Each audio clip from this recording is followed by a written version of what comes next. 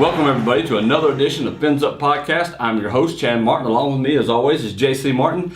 And another week of Ole Miss football is in the books. They absolutely hammered the Memphis Tigers. It was nothing close to a repeat of last year's game. Right, and it was just a great way to go out there and forget all about the travesty that was last year's game. Of course, we kind of talked about last week that Memphis's team that they have this year was not the same team that they had last year. Of course, they don't have Paxton Lynch, who looked great filling in for Trevor Siemian this past Sunday in the Denver Broncos game against the Tampa Bay Buccaneers. But, Ole Miss went out there and had their way. It had two 100-yard running backs this year. This past Saturday. Yeah, I know that was weird to see because we've been trashing their running game. Right, they haven't had one this season, and then they came out and had two in one game. Well, the offensive line was firing off the ball and opening holes. And that makes a difference because you can tell their offensive line, instead of just pass blocking, even on run blocking, it seems like what they've done the first few weeks. But this week they were firing off the ball, clearing their guys out and getting to that second level. And that's why the running backs were successful. Right, and Akeem Judd, I think he got close to 200 yards. Eugene Brassley got a little over 120. If they can keep that up, that's going to make Chad Kelly absolutely scary when he throws the ball. Oh, yeah. Because then you are legitimately keeping other teams guessing. Of course, they're off this weekend. They don't have a game, but the following weekend they're going to Arkansas. That'll be a big game. They got the Arkansas game. They got the LSU game in Baton Rouge as well. So if they can really get that running game going in both of those games, Ole Miss has a great chance to come out on top. That's right, because their offense is going to be amazing. If you can't guess if they're going to pass on every down, then that's going to help them out so much. The running game is where we lack from being a complete offense anyway. And we're going to get into breaking down Memphis. Like JC said, they're off this weekend, so we're not going to break Arkansas down until next week. So this week's podcast will be a little shorter than it has been, but we want to make sure we get a full episode dedicated to Arkansas, and that's what we'll do next week. But let's talk about, before we get into this game, let's talk about the men's golf team. Senior Ben Walcott finished tied for third to help the Ole Miss men's golf team at another second-place finish, and that was at the Marquette Intercollegiate on Monday. Ole Miss finished with a team score of 1 over par, 841, the second lowest team score in head coach Chris Mallory's tenure, so congrats to you guys, rolling right along. The women's golf team, they finished 7th out of 20 teams, and they kind of had to battle Missouri for that 6th spot. Missouri pulled slightly ahead of them in round 3, so they settled for 7th, but not bad. And that was at the Lady Paladin Invitational, so great job for the lady golfers out there. Women's soccer, it was they were in Lexington, Kentucky. Pretty cold, pretty nasty, but this soccer team, and this is what shined so well about the soccer team last year and why they were doing so well, was they're scrappy, they fought hard. They won this game in double overtime against Kentucky, and the deciding goal was made by freshman Allie Houghton in the 101st minute with an assist by senior Addie Forbes. And this win gave the Rebels 3 critical points in the SEC standings. And I will be the first to tell you, I don't understand how they do the point system in soccer. I have no idea as far as standings and ratings go. But it sounds if they're gaining ground in the SEC standings, that's a good thing. Absolutely. Women's volleyball. Sophomore Catherine, I hope I'm saying her name right, Cather, maybe? That's what it looks like. Or Cather. If you're listening by chance, sorry I butchered your name. They led the Rebels to their first SEC win of the season. Now, she was named the SEC Offensive Player of the Week on Monday. She ranked 6th in the SEC with a .358 hitting percentage and 2nd in hitting percentage, 551 for SEC matches only. Now, the Rebels do have to face LSU on Wednesday, and that'll be at 7 p.m., and then they have to face Texas A&M Sunday at 3 p.m., and both of those games will be at home. So it's been a great week for the Rebels, pretty much. They've rolled. All their sports teams have really come together. We don't talk a lot about some of these sports as much as the other ones because football right now is just prevalent. Football is the money sport in college athletics, followed by basketball, and then I guess you could put baseball up there. But I mean, when it comes to the sport, the premier sport in college athletics, it's football, and that's why it gets so much attention because it makes the most money. Yeah, and so that's why we still want to mention these other sports because all these athletes work hard, they perform hard, and they don't get near the recognition they deserve, because we saw the Ryder Cup was this weekend. If you don't think golf can be a fun sport, buddy, you're not paying attention. And that's just kind of flat out how it is. So I think we're doing a disservice if we don't mention it, and that's why we do. And hopefully, as we get this podcast going, we'll become more involved in some of these other sports and really get to pick up on them a little more. So hang in there, bear with us, and we'll get more into your sports later. It's time to break down Memphis, Ole Miss. Really going to enjoy this, and there's really a lot to get to because Ole Miss never trailed in the game. They started off hot, fast. I mean, they scored 14 in the first, 10 in the second, 10 in the third, and 14 in the fourth. If any quarter worried me again, it's the third quarter, because that's where it looked like Memphis pulled the closest, was in that third quarter. For a brief, fleeting moment. Yeah, and it was fleeting. And then once again, Ole Miss put their foot on the throat and just completed this game. Played 60 and just wiped the floor with Memphis. I mean, it was a thing of beauty. I just enjoyed seeing it. So we're going to get into a few of these things. What was your highlight of the game? If you had one thing to pick out, what was the one thing that jumped out to you in this game? To me, it wasn't necessarily a singular play, but it was the collection of turnovers forced. You know, Riley Ferguson had 3 interceptions. I believe he also lost a fumble. You know, those plays are huge for this Ole Miss team, because then you're giving the ball back to your offense in great positions. And the fact that they are turning some of these turnovers, I think this is 3 weeks in a row they've had, or maybe it's 4 weeks in a row now, that they've had a turnover lead to points on that play. Well, you know, whether it's a pick six or a fumble return for a touchdown. If you can do that 4 games in a row, you're helping your team week in and week out and put them in the best spot to win games. Well, absolutely. And the pick six was my turning point of the game, because I think that's where Memphis got rattled a little bit. And not right to say there at the end of the first quarter. And not to say that their quarterback didn't step up and keep playing, because he did. I mean, he's not a bad quarterback. He's pretty accurate. But after that, you started seeing errant passes, hesitation in throws, underthrows, overthrows from their quarterback. And I think it all started with that pick six, because that put Ole Miss up 14-0 just off the jump real quick. And we weren't, 7-8 minutes into the first quarter when that happened. So to me, that was one of my keys to the game. If you look at these stats, I mean, look at these first down numbers alone. And while you look at the first downs, Ole Miss had 34 to Memphis' 27. And that doesn't look like a lot, but you had 14 rushing first downs by Ole Miss. And there's a stat on here that, and we'll talk about this, and you gotta let me find it, but time of possession.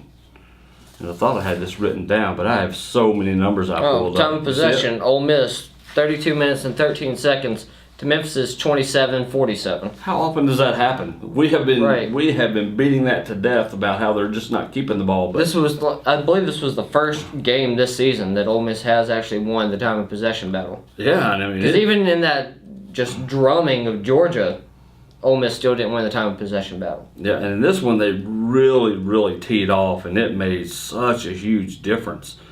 Those are things, when you look at that time of possession number, you can control the time of possession. You can control a football game, especially if you're converting in the red zone, just converting, period. And Ole Miss did that. You mentioned it earlier, the rushing. Rushing alone, Ole Miss had 263 yards of rushing. That's ridiculous for an Ole Miss football team, especially the one we've grown accustomed to the past couple of years. It's just kind of crazy. I mean, they had 361 yards passing. I mean, we expect some great numbers out of Chad Kelly. He had the one errant throw that was just bad decision making. That's all you can really say about it, because he just kind of tossed it up and was about to get crushed instead of taking the sack or just throwing the ball away. Still trying to make plays sometimes where it's just best that you got to let those plays die.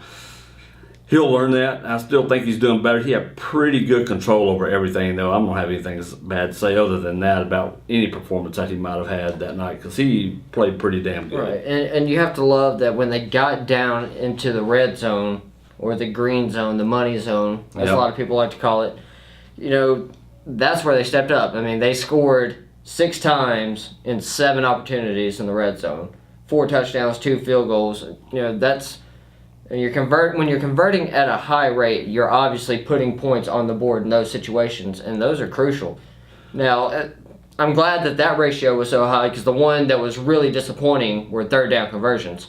Ole Miss was only 3 of 11 on third down conversions. Granted, they went 2 for 2 on fourth down conversions, which helps, but still, 3 out of 11, you got to do better than that. But as far as like a particular player on this offense that looked really impressive in the game, but didn't necessarily have a great statistical game, it's just when he made plays, they always looked awesome, was A.J. Brown.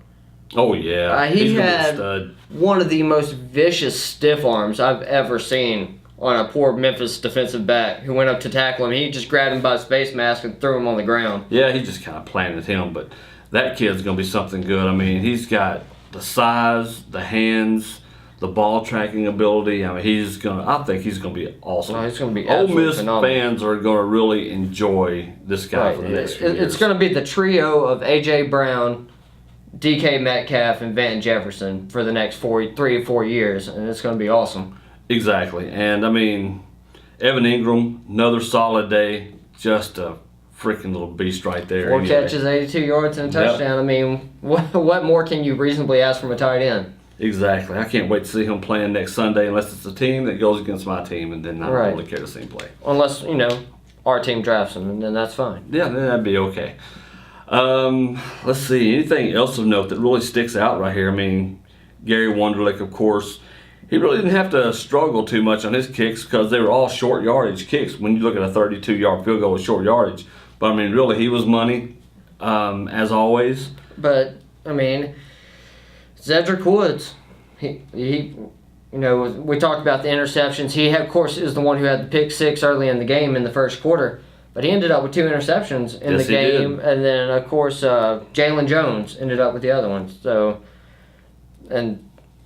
Or DJ Jones, rather, I'm sorry. But DJ Jones, his interception was really impressive because it looked like Riley Ferguson was just trying to get rid of the ball and throw it at his running back's feet on a screen pass. And he just snatched it. Yeah, and he just dove out, and he's a big boy running there on the defensive line, and he made a play like a wide receiver would. Well, he was impressive anyway all game. I mean, just creating havoc, really. And let's see, I'm trying to find his stats. I know I had this defensive stat sheet up here somewhere. Well, DJ Jones, he didn't record any tackles or even assist on tackles, but it's that presence inside that he provides that really affects guys like Robert Kimdichie. Exactly. Robert Kimdichie never had a lot of stats. I think his best stats came in the Alabama game last year when he had a couple of sacks. Typically, Robert didn't get a lot of sacks. He would get some tackles here and there, but his main thing was blowing up the middle of the field so the running backs had to bounce the ball outside or getting enough pressure on a quarterback that the quarterback had to make a poor decision. Exactly. But if you want to talk about another difference maker, Marquise Haynes. Right. Marquise Haynes, he's week in and week out. If you've really been paying attention to this Ole Miss football team, Marquise Haynes, he's everywhere. He plays like a madman. He rushes around. Of course, he's the one who crushed Alabama quarterback Jalen Hurts, which a lot of people said was targeting. I beg to differ, but I'll digress on that point. Marquise Haynes, man, 4 tackles, 2 assists, of course 6 total. He also had a sack for a loss of 12 yards and 2 tackles for loss for a negative 14 yards. And a forced fumble. And the defensive in total had 7 tackles for loss. I mean, for 35 lost yards. That's impressive. That means you're getting a push up front, and you're really taking it to the offensive line. And when you're dominating the line of scrimmage, you're going to do both things, and Ole Miss did that on both sides of the ball. It's a shame that Ole Miss is already 2 games in the hole with their losses to Florida State and Alabama because, I mean, they are hitting their stride right now. Oh, they are playing with a lot of confidence that, it's great to see them play with this confidence because this confidence doesn't seem to lead towards hubris. Yep. So it's confidence without being cocky, without letting that cockiness really disorient their focus. Of course, they had Terry Caldwell got thrown out of the game on the targeting call. Yes. That's a boneheaded thing. You can't let that happen. But in all honesty, this team's going to be all right. Of course, he'll be out for the first half against Arkansas, but he'll be back in the second half. It's not like he's going to miss the game. But this team right now, like I said, hitting their stride. Mm-hmm. And if they can keep this kind of confidence up, I mean, they can really hurt Arkansas in Fayetteville last year because, let's face it, Arkansas crushed us in Fayetteville 2 years ago. Oh, yeah. Shut us out. It was 30-0 or 33-0. It was ugly. And then last year, Ole Miss has the game won. Of course, everyone remembers the 4th and 25 play. Hunter Henry catches the pass, maybe 12 yards or so, immediately gets wrapped up, and as he's going to the ground, he just hurls the ball backward, not even looking. He just throws it. And I forget which running back it was. I think it was Alex Collins. Picks the ball up, and he rumbles 27 yards on a 4th and 25 without getting tackled. They get the first down. Ole Miss stops them again, but, of course, on the play that would have actually given Ole Miss the ball back, I believe it was another 4th down, we get the sack, but there's a face mask call on the sack, which, I mean, it was a face mask. Yep. You can't argue that. But it's just heartbreaking that we really beat ourselves in that Arkansas game last year. So this team's going to be fired up heading into Arkansas next weekend. Exactly. And next week, we are going to break down that Arkansas game. So if any of you guys out there, you have thoughts on last year's game, the last 2 years against Arkansas, and, you know, we talked about beating Alabama 2 straight years and going and trying to beat them for the 3rd straight year. You think Arkansas is going to beat our Rebels 3 straight years in a row. Right. So we'd like to hear from you guys. If you do, you can comment on our Facebook page, Twitter, email us at rant@finsuppodcast.com. You can, like I said, hit our Facebook page, comment there. On our personal Facebook pages, a lot of you guys know what our personal Facebook pages are. Look us up on Twitter. Let us know what you think, and we'll put them on air next week. But we're going to get out of here. We appreciate you hanging with us this week. We know it's a short podcast, but we actually get a weekend off, a little break. We'll check out some other things. Got a lot more college football to talk about on our college football show. So we're going to break that down. We'll see where your Rebels are. And that's one thing we did not mention. Rebels have moved up 2 spots in both the AP and the coaches poll. They're ranked number 14 in both. So there's that. I think if they can make more movement here in the next couple of weeks, they should have dominant performances against Arkansas and LSU. They'll probably do just that. So lots of football to cover. We appreciate you hanging out with us tonight. And if you're liking what we're doing here with the Fins Up podcast, but you may want to hear us talk about some other sports and other teams, we're also doing Sports Clash Radio. So check them out on Facebook, on Twitter. Twitter is Sports Clash RAD, just because of the caption limit or character limit.